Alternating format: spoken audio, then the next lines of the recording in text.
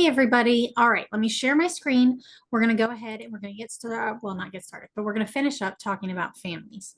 I am actually going to do this in two parts. I'm going to start with some of the ways in which family has changed, why those changes might have happened, how those kind of impact the family dynamics. And then I'm going to do, I think, violence in the future, social policy in the future in a different lecture, just because I want to make sure that lecture is singled out in case anybody needs to skip it, in case anybody needs to be able to kind of mentally prepare for that, because it can be challenging and it is a lot to take in. All right. So we're going to start with divorce and single parenthood. Divorce is much more common than it used to be. And by used to be, I mean like, let's say 1950s or earlier, right? Really in the 1970s and 80s, women were given a lot more financial stability on their own, right? So they were allowed to own property. They were allowed to have bank accounts without their husband's signature or their brothers or their fathers, right? This allowed women a level of security. And they didn't necessarily need to be married to acquire it. And that's a really big deal, right? And essentially, it's not to say that women all of a sudden were like, no, I don't like marriage. It was all of a sudden that women who were in relationships that they needed to get out of, or even men that were in relationships that they needed to get out of, now had the opportunity to take the pathway that led to less toxicity in their life, that led to possibly less harm, that led to less abuse, things of that nature, right? But there were some outcomes from that, right? For every two marriages, there's one divorce. Those high rates can be interpreted as a strengthening of overall quality of marriages, because what ends up lasting ends up actually being usually the marriages that are more secure in their foundation, in their communication skills, and their ability to handle stressors together, and their ability to cope with things without causing each other as much harm, right? And so really what that's saying is not that marriage is dead, or that marriage is not necessarily something people choose. It's saying that those marriages that do stay are actually fairly healthy, right? And that's homogenizing, right? That's not saying that every marriage that is staying together is healthy. It's saying that it is more likely for them to be healthy because there is alternative options, whereas in prior eras of time there were not, right? The divorce cycle looks very interesting, right? Um, Children whose parents divorce are more likely to also divorce in the future. So our kids watch what we do, right? That's just kind of part of their socialization. And part of their socialization, again, is that when a relationship is done, then that can be separated. Then they're more likely to do that if they need to. But on the counter, they're also possibly more likely to get in relationships that don't work. Or if they're shown unhealthy patterns of relationship, or they're shown abusive relationships, without that being able to kind of communicate how these relationships impact what the kids see as appropriate or normal, or even what the kids see as allowed, right? Or not allowed, right? If you're, say, in a relationship and your kids see you stand up for yourself, they're more likely to do that in a future relationship. Or if you see them, or if they see you getting hit, they're more likely to be like, okay, well, that's part of a relationship, as opposed to maybe another person who's never seen that, right? Um, and this is kind of, and that's not to say that every kid that's in a divorced household is going to get divorced. It's to say that without communicating about that cycle, without really having those conversations, without really saying, hey, these are the expectations you should have for a relationship, and this is why, or hey, this relationship broke down in this way, and we don't want that for you. So let's show you together how relationships can be better, right? Um, and I think that that's important because so many of these kiddos just don't have that communication element that really leads them to be able to effectively see, well, I don't want that relationship. I don't want to get into that. Now, again, that's not to say that that's very homogenizing, and that's not to say that there aren't plenty of kids that come out of divorce situations that are like, hey, I don't want to make those mistakes. So let's figure out a different way, right? Um, and the rates vary across the United States. So here's a map from your book. And it's essentially talking about, I think this is actually, yeah, annual divorce rates per 1,000 residents. And so if you see, there's the lowest are in blue, and those are 1.2 to 2.8% of a thousand residents. This is on average, which is about 3 to 3.4, and this is 3 points, the green is 3.6 to 4.8. And you'll notice that this middle section, one of the things I want to also bring up is the fact that the divorce rate also might be lower due to cultural understandings, right? So in the Midwest, you have a lot of religious a lot of very Christian conservative religion. But with that comes these notions that divorce is a sin, that divorce is not necessarily an acceptable option. And so it makes sense that those might be lower in that area because culturally they're going to understand things through this lens. Um, it's interesting that some of the states don't have that information, but I mean, we could probably just based on region put some of these. I'd guess that one's orange. Guess this one's actually probably it might be orange, it might be green. I would guess it's probably closer to green. This one probably appears orange. I would guess that this one's probably green just straight up because it has a massive amount of people. And it just varies from all sorts of different demographics and things of that nature. So I would guess that it's somewhere in the middle just because of the amount of variation of cultural understandings of divorce. Because California is a large state and it has very different regions in it. All right. There's 23 million children that don't live with both parents. Divorce is a conflicting social concern because some argue that staying together is better for both the couple and the kids, and some argue that separating is better for both the couple and the children. And that can kind of depend, right? If there's some really toxic environments or they see you completely miserable or unhappy, then it's probably likely better for you to get out of that situation and show them what healthy can look like. On the flip side, no matter what happens when there is a split in parenting, when there is a split in a household, there are emotions that come with that, and the kid will feel that tug pull. They might feel abandoned. They might feel, depending on how all of that breaks out, there's a wide range of feelings that those kiddos are going to have.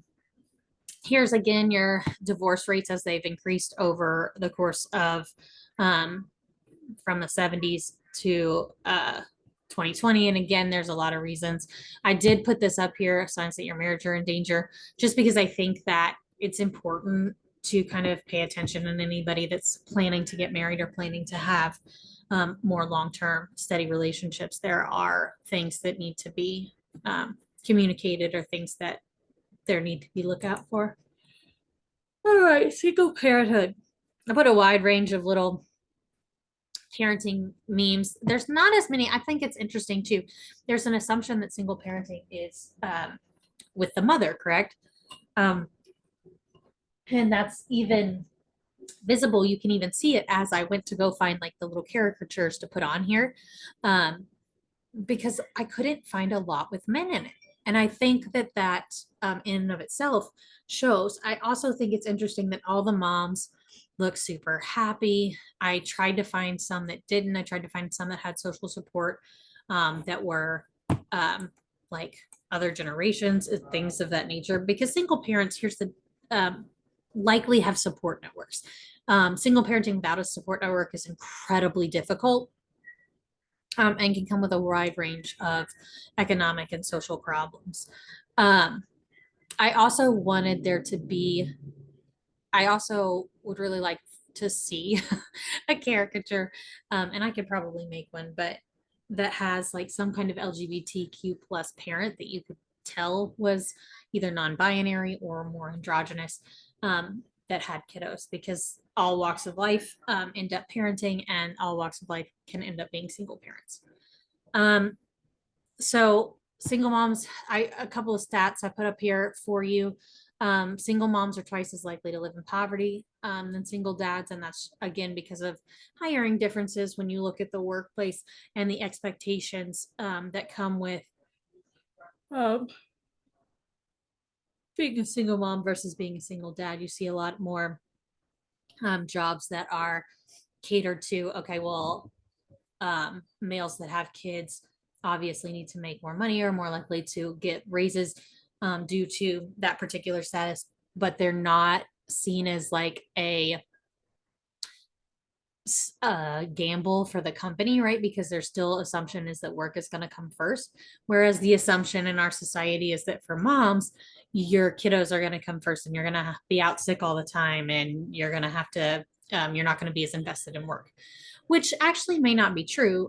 There's lots of research that shows that mothers are actually very good at balancing these two things, and that balancing act in and of itself is a skill you want in the workplace, due to the fact that there's a large amount of what's the word I'm looking for? There's a large amount of being able to juggle multiple things at the same time. Single moms also spend more than half their income on housing and expenses, and a third on childcare. Okay, that's a big deal, especially when you think about grocery prices and having kids. I don't know how many parents I have that are going to watch this, but as someone who has kids, I do not understand where they put all of the raspberries and blueberries that these children eat. Like, they could literally eat an entire blueberry patch, I'm convinced of it, in a week. Like it's, but it's not a bad thing, right? Like, they're growing, they need food, but like, it is amazing to me the amount of food that they can put into their system when they're having a growth spurt or what have you. I'm just like, whoa, okay, listen, y'all, the berries have to last more than one day. I'm not Instacarting you berries today. Down here, you have a very interesting graph that shows, now again, we've talked a little bit about how there's very homogenizing terms of Asian Americans and Latinos, and African Americans are very homogenizing in their language. However, I still think it's very interesting to see that even with those groups very homogenized, there's a difference in who children live with. There's a difference in how big they are with living with two parents. I am going to draw some attention to this because I think that it is worth mentioning that there is a direct correlation between this particular stat, where there's a lot of single moms, and the racial connotations included in our justice system, and the amount of Black young adults and adults into their 40s that are Black and incarcerated for charges that some of these other groups don't necessarily get incarcerated with in the same way, which has caused really dramatic changes in single parenting households. The US has the highest share of single parenting, the percentage of children younger than 18 living in single parenting households. And that was in 2018. And you have a wide range here, but I thought that global perspective was a really good indicator too of kind of some changing dynamics, and really looking at kind of under the lens and why some of those things might be happening. 2 of every 5 babies are born to single moms. 20 million children live without fathers at home. Rates vary by race and ethnicity. Obviously, this is why I dropped this in here. Let's see here. Single parenting is very concentrated in the South, which I also thought was interesting. And that might have to do with all sorts of economic instability. It might also have to do with the way historical groups historically were isolated or separated or incarcerated, or families were separated from where they worked, or generationally. Single parents face a large amount of disadvantages, and that includes, for both the kids and for the parents.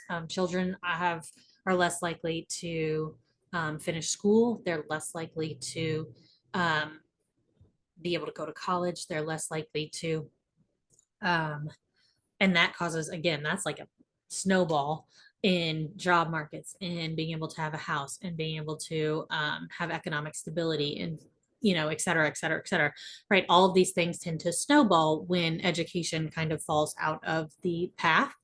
Um, but it also is a big change for single parents. They're likely to have less of an income. The absence of the father can impact the kids in negative ways. And it's not even just a father, right? Because that's, again, very heteronormative. But it might be um, missing the absence of a mom. It might be missing the absence of their second mom or their second dad. Might be missing their other parent that may not have a gender identity that fits into father or mother. But when the loss of a parent in general impacts a kiddo in really big ways, they can feel abandoned, they can feel grief, they can feel loss, they can feel um, sometimes they can feel relief, sometimes they can feel happiness that maybe some harm is not happening anymore, depending on what the situation looked like. Um, but all of those impacts can really have a impact on their education, can have an impact on just their overall quality of life.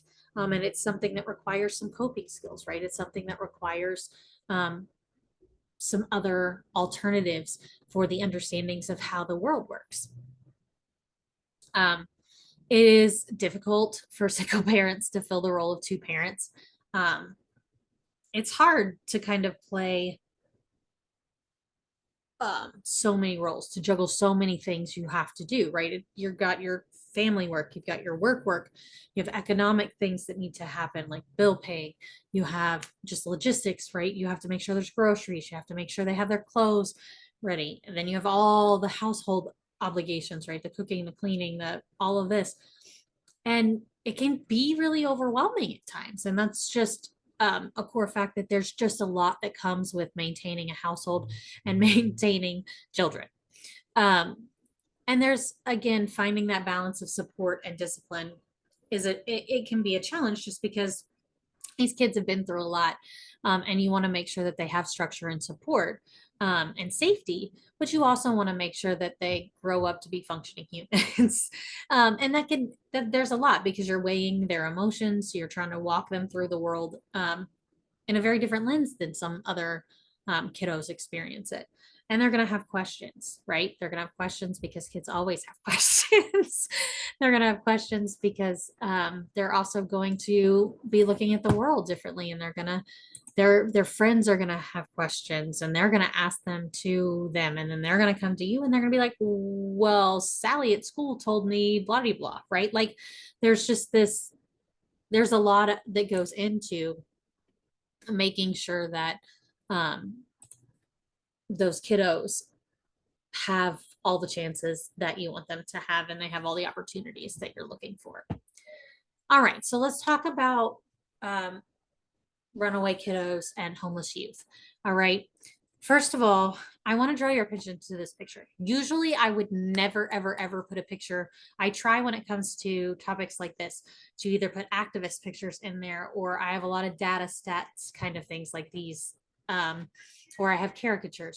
Why? Because I want to make sure that someone's trauma or someone's depiction of societal harm or depictions of struggles aren't what they're known for. So capturing those moments on film, I think, is important to some people, but for me, it feels like that shouldn't be something that goes into here because I don't know that person well enough to have their consent to do that. However, all that being said, I usually don't do this, but in this particular situation, I would consider this both activism and also informative, because the point that they're making is really important. And I don't know whether this person was just in an activist thing or if this person is um, a homeless youth or a runaway. But the fact that this sign is super powerful and it says runaway and homeless youth are not bad kids. They are typically good kids caught in bad situations, right? I don't think there's any point where in a functional, healthy um, family dynamic that a kiddo grows up thinking, well, I have to run away. There are things that trigger that emotion. There are things that trigger um, that particular situation. And I address that because I want to make sure that we understand that when kiddos run away or when youth experience homelessness, it is usually due to a large stressor. Some stressor has caused that breaking point in a young person's life that they feel like that is a much more adequate option for them than staying at their household with whoever it is that is taking care of them. Um, Homelessness can impact kiddos in a wide variety of ways. You've got a bunch of different graphics here that talk about this. I'm going to make that one a little bigger so you can read the words. Make this one bigger too. But it also leaves them at risk for a lot of things.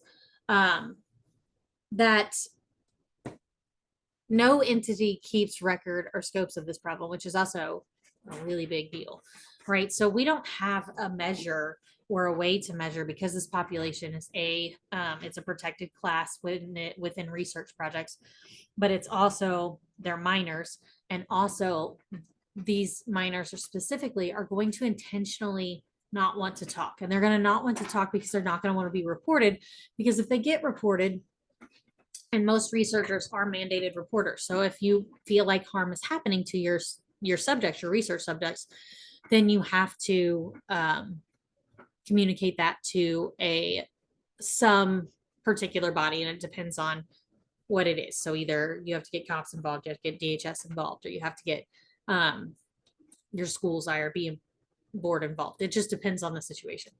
But for runaway children, if somebody was going to research them, if they knew they were homeless or knew they were having those kinds of struggles, there's a moral implication, right? There's a research ethic that almost requires you to do something, right? And because you are that mandated reporter and in that particular role, it leaves you as a non-trusted adult to these kiddos, right? These kiddos are intentionally usually in some kind of hiding. They're usually very much trying not to be noticed or seen.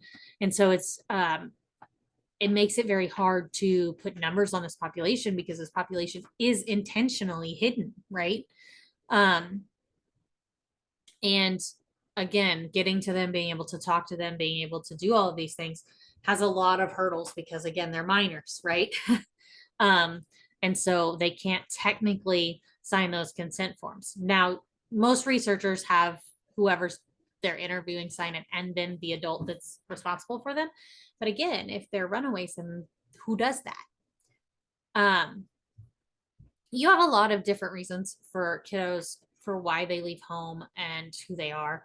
Kiddos that experience any kind of violence at home, any kind of abuse, any kind of trauma are more likely to run away. Kids who leave home, if you are economically unstable as a family unit, your kiddos are more likely to experience some of the stressors that can come with leaving. But again, most of these kiddos are surviving without resources, and that can lead to a number of harms, including trafficking, including being picked up by unwanted attention. It can include a wide variety of serious harm. It has a higher chance of victimization. It has a higher chance of risky behaviors, such as any kind of substance use, any kind of engaging with with the criminal justice system. And they're more likely to drop out of school, be hungry, to be homeless if you're a runaway, and or the number of physical, emotional, and mental health concerns, right? Just malnutrition, just not receiving any kind of health care, being out in elements, not being able to have good hygiene. All of these things have physical health implications. And then mentally and emotionally being on guard or having to put your survival first does wear on you in a very big way. All right, so I'm going to stop there and then we're going to get into, actually, yeah, I'm going to stop there and then we'll get into the rest of this on the next one.